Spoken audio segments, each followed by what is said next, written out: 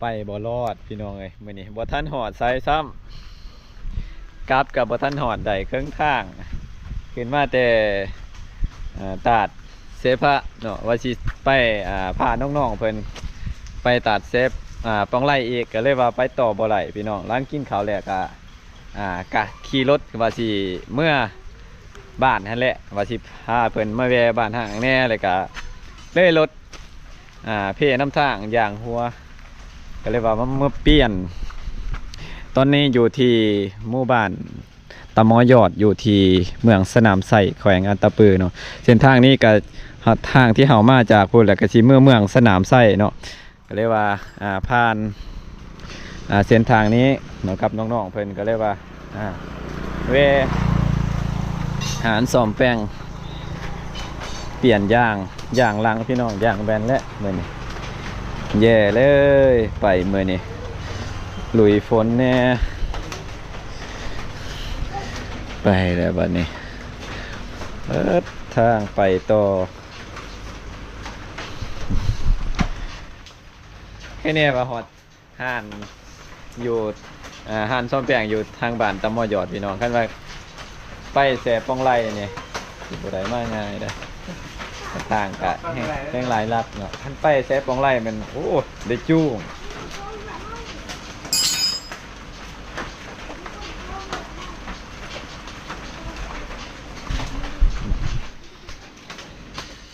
เปลี่ยนยางอะไรเงี้ยแย่เลยพาน้องสาวกับน้องชายเพิ่นพาไปข้างแรกอ่ะโอ้ข่อยมานขนาด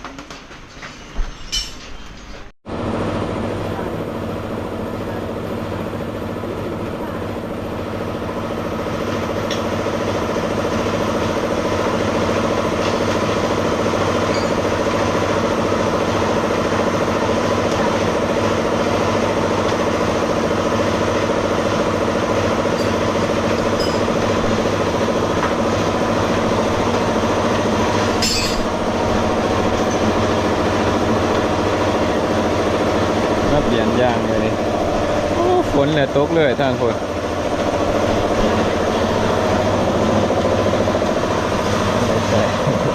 คิดว่าเติมลมเลย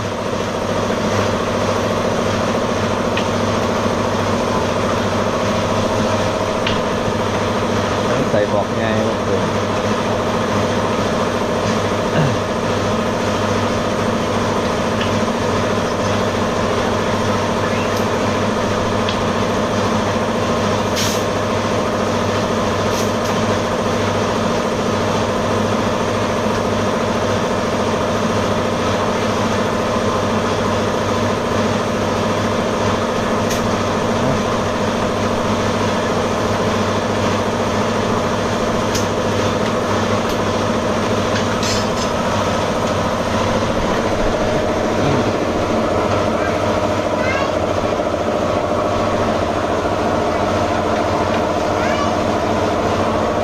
เท่าไรพอ50 บาทนะ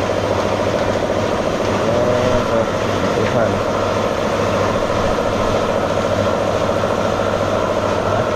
ขอบใจเด้อพี่น้องเลยเดี๋ยวสิกลับต่อไปเนี่ยไปกลับบัดเนี่ยเฮาฝนตกลัดทางอีกเลยโอ้ตั้งหน้ามืดขนาดตัวช่างตัว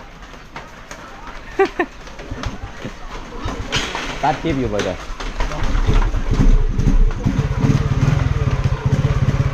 ี่น้องเลยป่าน้องๆเพิ่นลุยฝนมื้อนี่เบิดมื้ออะไร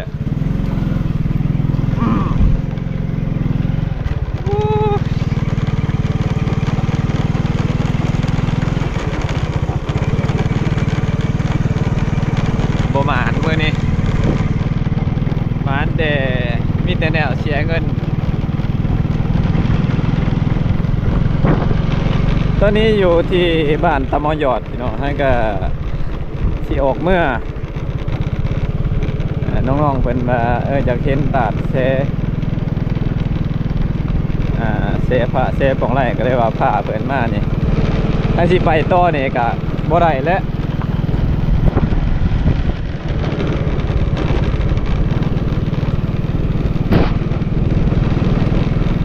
ปิดคึมอยู่สองฟ้าก็ได้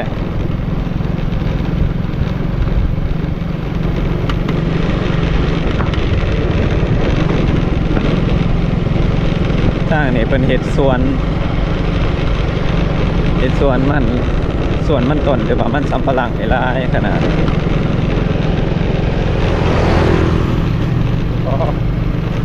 งานบาดเพิ่น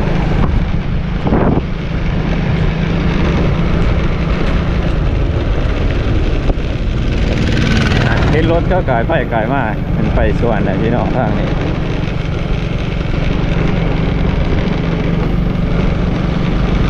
คะแนนอยู่2 คนข้างหลังเฮาเพิ่นได้ใส่เสื้อกันฝนบ่งั้นน่ะบ่ได้ใส่เสื้อกันฝนมามื้อนี้เสียยีนสูงนี่เปิดเลย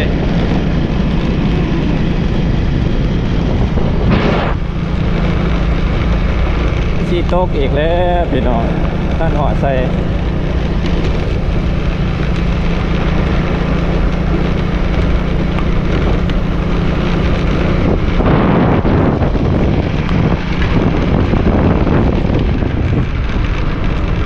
ตั้งเมื่อ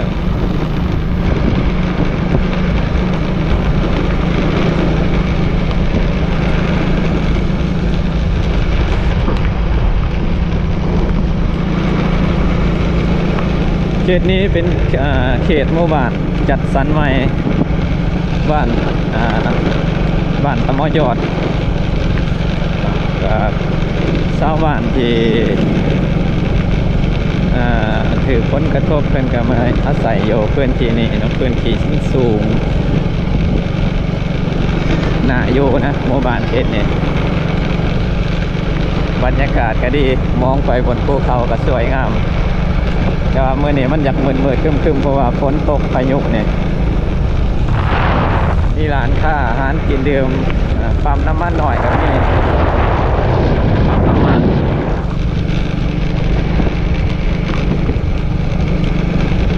จุดนี่หมู่บ้านนี่โยเนี่ยเป็นจุดเนินเขาเนินสูงเป็นจุดเป็นเนินเป็นภูเขามาเลยชาวบ้านเนี่ยมาอยู่อาศัยมาอยู่นี่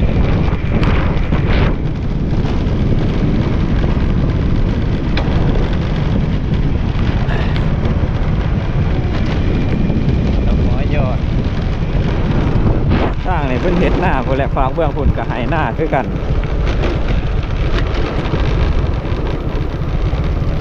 อันนี้เป็นข้าวหน้ายอดโอ้ข้าวหน้าพายเอ้าทางนี้บ่แม่นหน้ายอดตัวนี้หน้าพายเอ้าบ่ได้ดำคนนี้เด่นดิ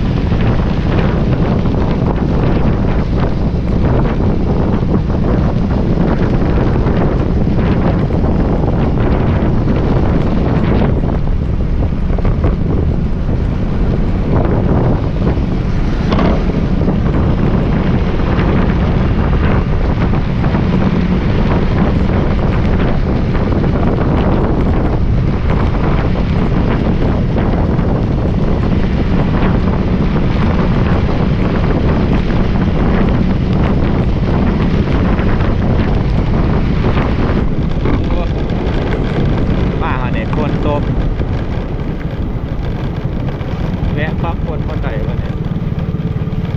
นี่เป็นวัดล่า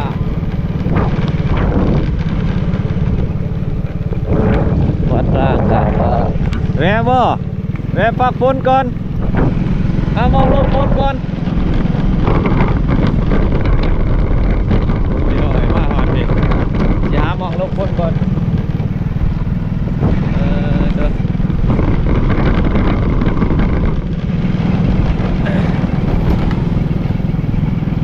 ลบฝนก่อนเนาะดีพาเพื่อนลบฝนก่อนไปต่อมันอันนี้เนี่ยเปียกเบิดแล้ว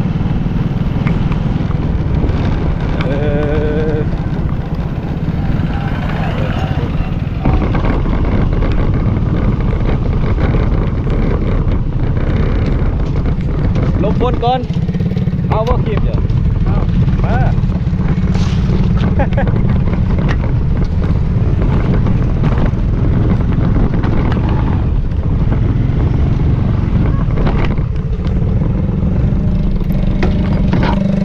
โอ้บ่ได้ลบฝนก่อนพี่น้องเอ้ย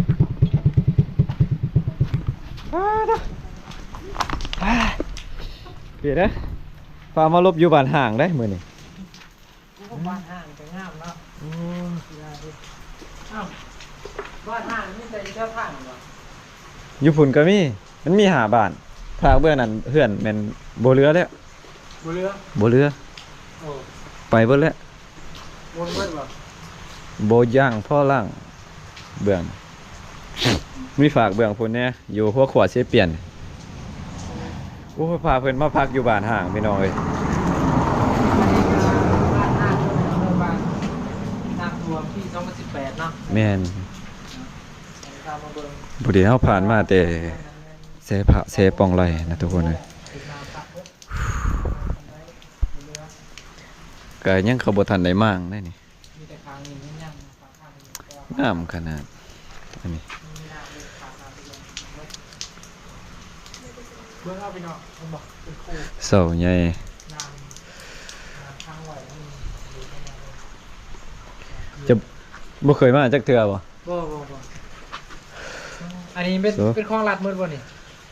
โอ้โหคือกัน แต่ว่าเขาชาวบ้านน่าจะบ่ได้มาอยู่ดอกย่านว่ามันสิซ้ำห้อยย่านเด้ ยันตะ โอ้ กะแตน ยเบิดเลยครูนี่ เราจะวัดถาก ถากโอ้สบาย โอ้ เนาะยืนทุกใจ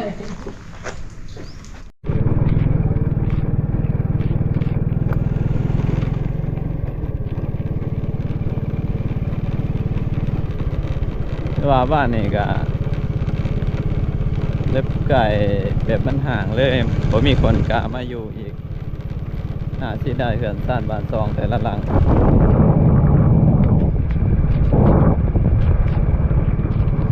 แต่ว่าพาน้องๆเพิ่นไปมื้อนี้ไปแบบว่าบ่จักสิม่วนบ่จักอันนี้แหละเพราะว่าถ่ายรูปก็บ่ได้ถ่ายฝนก็ตกเบิดมื้อพี่น้องที่แรกตอนเช้านี่เฮามาน่ะฝนยังบ่ตกพี่น้องบัดมาฮอดพี่ตกโอเคเอาว่า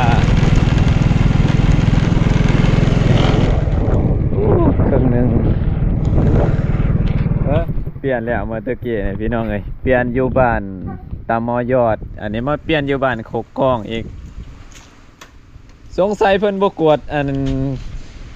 อย่างนอกบ่บางย่านว่ามีนี่เนี่ยมันเสียบไม่ขาดเลยนะ เปลี่ยนอย่างไหน แม็กจ้ะเนาะ บุ่มเบิดเลยที่ได้เปลี่ยนหอบซองบัดนี้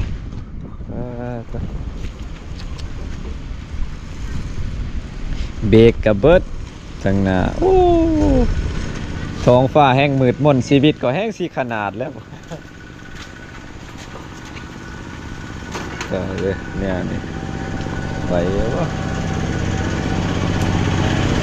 นะ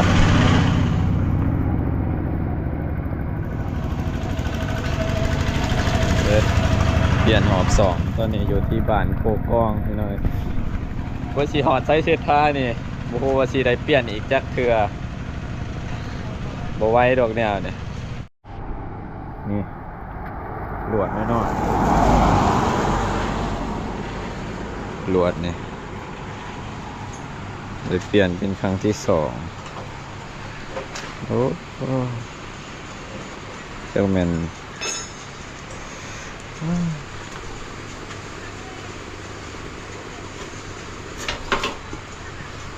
เครื่องกับเปียกหมดเลยพี่น้องไอ้โดรนนะ